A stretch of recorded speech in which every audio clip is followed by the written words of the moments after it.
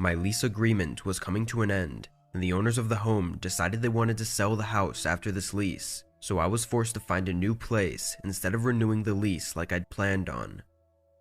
It's unfortunate because they only gave me a month's notice, which is not a lot of time to find a new house. I worked full-time, which only made things harder.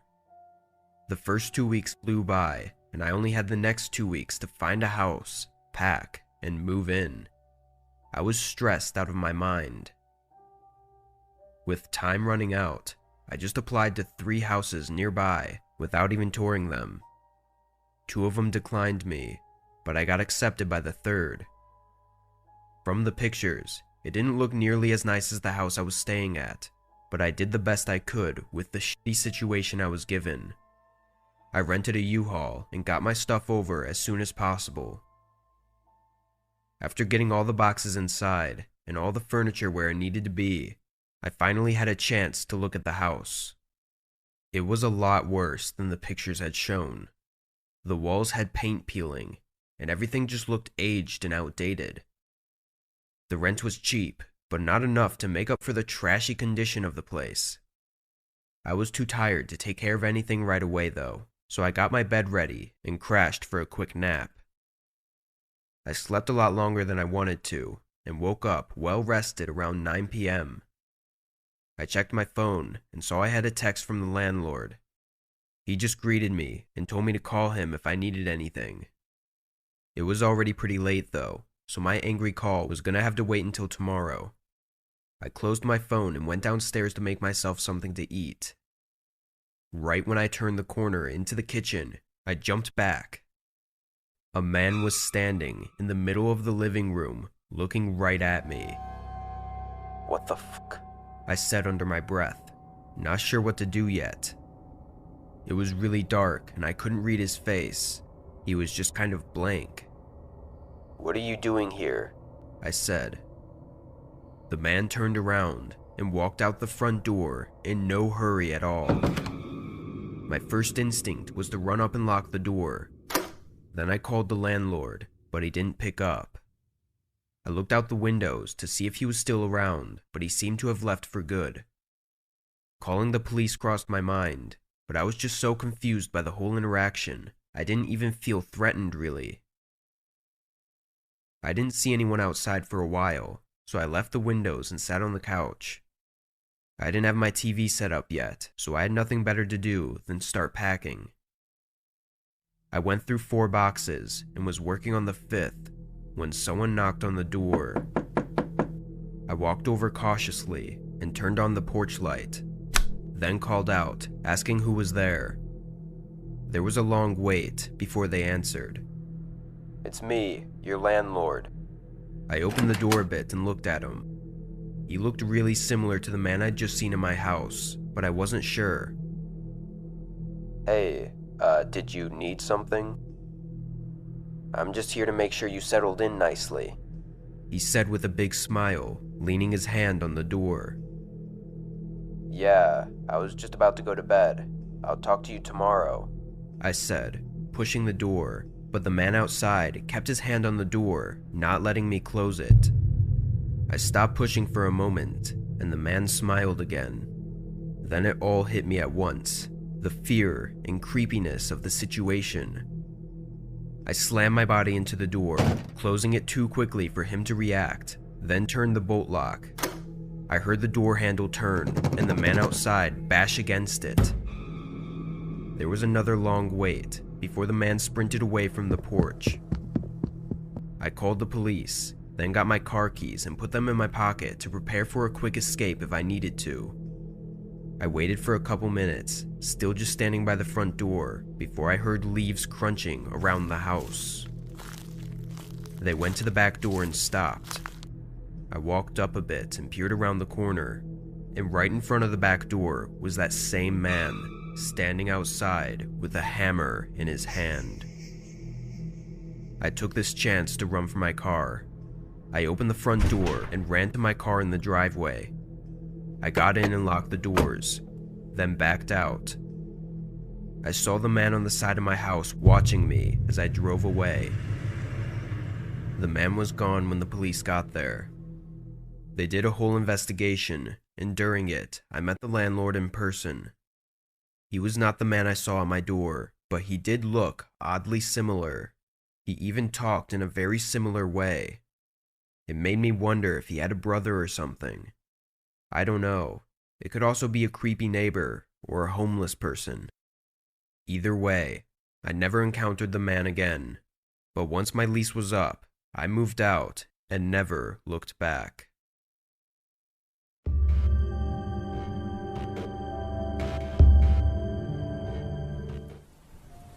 This was my first time ever purchasing a house. I was 28 and looking for a place to settle down. I began my search for a house 5 months before my lease ended at my current residence. This one place that I found was perfect, but it was pretty far over my budget, so I had to pass on it and keep searching.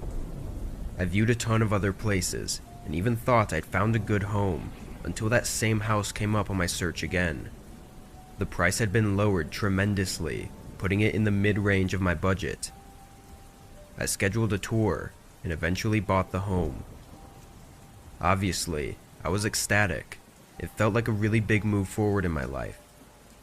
It was a 2-story home with a basement and large yard with trees all around. The only slight issue was that it was 20 minutes away from most stores and shops, but I worked from home, so I didn't need to go out all that much.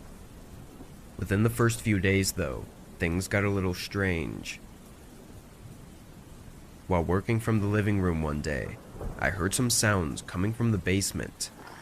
Things moving around or dragging on the floor. I got up and opened the door to the basement, but the sound stopped. It was silent.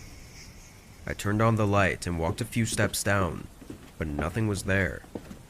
I had only a couple boxes in the basement, so it was entirely empty aside from the water heater and air conditioner in the far corner. I'd only been in the place for a couple days, so I thought I just wasn't used to the sounds the house made. After all, there wasn't anything in the basement. But only a day later, I heard it again. This time, it was more of a soft wooden sounding thud. Maybe a piece of wood hitting the wall. I went down the basement stairs all the way this time and did a perimeter check around the walls, but again, the basement was empty, so there was nothing to even check. Still, I blew it off. What could it possibly even be? I didn't believe in anything paranormal, so logically, it had to be the house. During the first week of staying in my new house, I had experienced these sounds probably 6 or 7 times. By the 4th or 5th time, I stopped even checking and started ignoring it. That was until I explored the outside of my house. I was just walking around, enjoying the nature scene, when I noticed one of the tops of the basement window wells was missing from the side of my house. It in itself wasn't an alarming find, but just something I needed to fix right away before it rained and flooded my basement. I went out and got a cover from a hardware store and installed it that day. That night, I went to bed early, but woke up at 11 p.m. to another wooden thud sound from the basement directly below me. A second later, I heard something else. This time, it was very distinctly footsteps going from one side of the basement to the other. I was horrified. Part of me was absolutely positive there was someone in my basement, but there was another part of me that thought it could be something I was imagining, or even somehow another noise from the house.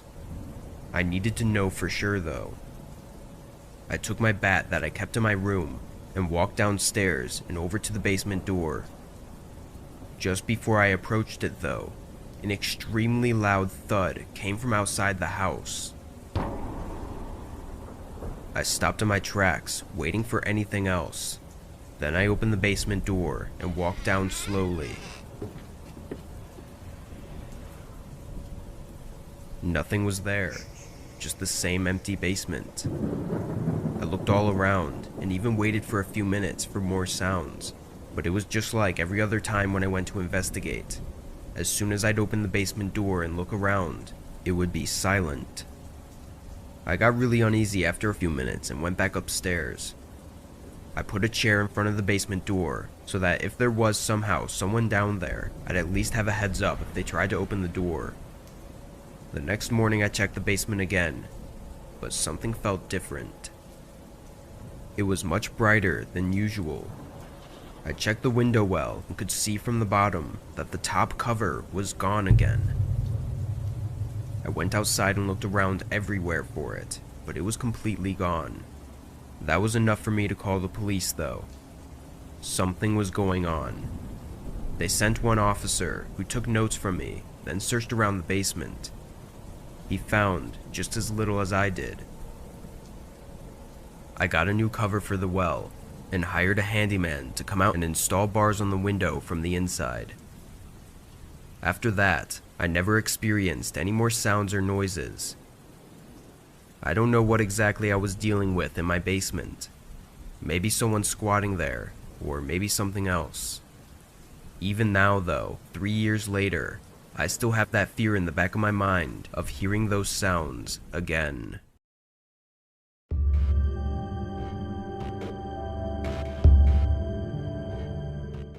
Me and my best friend, who I'll call Alex for privacy, decided to rent a house together. We talked about being roommates for a while because neither of us wanted to live with our parents anymore. We were attending community college and had jobs, so it felt like moving out was just the next step. We found this really small, but still somewhat nice home that was only a 10-minute drive to school. This was last year when COVID was still big, so we were able to schedule a self-tour and look at it ourselves. We both thought it was that perfect, kinda crappy yet cheap house for us to spend our college years in. It even had a decent yard and wasn't crammed together with neighbors all around. One thing that caught our attention though was this creepy old shed in the backyard. I mean, it just looked like a regular shed I guess, but it had a padlock on it, and in the description of the house online, it didn't mention it anywhere. Neither of us cared to use it anyway, so we ignored it and signed the lease. I was super pumped, and I could tell Alex was too. A month later, we moved in. The first week was great. This was both of our first times living on our own, so the freedom of it was amazing. On a normal Saturday night, I was in the living room watching TV, waiting for Alex to come home from work. It was only 7, and Alex got off at 8. Through the TV playing, I heard what I could have sworn was a large door shutting. It came from outside, and my first thought was the shed. There was absolutely no way I was going out there to check by myself. When Alex got back, I told him what I heard. He asked me over and over if I was sure it wasn't from the TV or something, but I knew it wasn't. Alright, let's take a look then. We turned our phone flashlights on and went outside. We were maybe 20 feet away from the front of the shed, and everything looked exactly how it was before. The lock was still on the front, so there was no way someone could have gone inside and locked it from the outside. Alex gave me a look like I was crazy. We went back inside and watched TV for a while. I couldn't stop thinking about what I heard though. I was starting to question whether or not the sound was even real. At one point, while watching TV, I looked to my side and a figure was standing outside the window staring at us.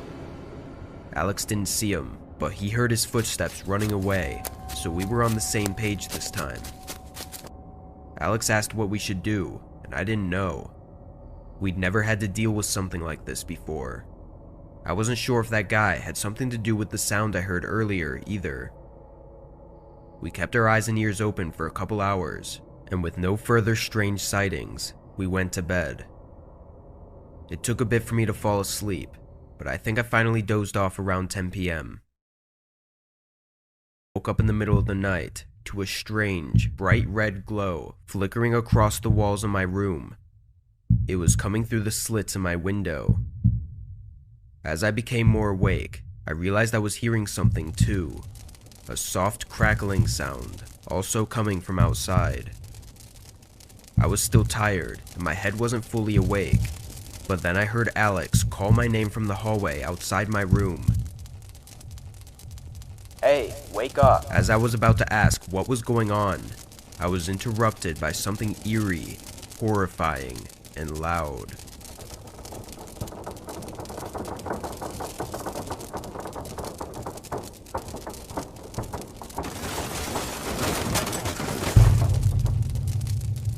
I turned my head to the window, pushing aside the covers. The shed was in flames and had just fallen over. The huge fire was getting close to the house. Alex called 911, and we both took his car and drove across the street. The fire department was able to get the fire extinguished before it got too serious. Only minor burn damage was done to the side of the house.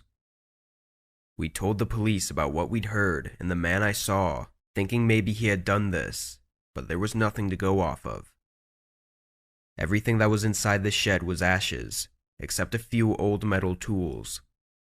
It makes me think that someone was doing something in there and probably burned it down to hide evidence of their doings as soon as we moved in. It all just seems like too much of a coincidence. I don't think we'll ever know what exactly happened that night though, or what was going on inside that shed.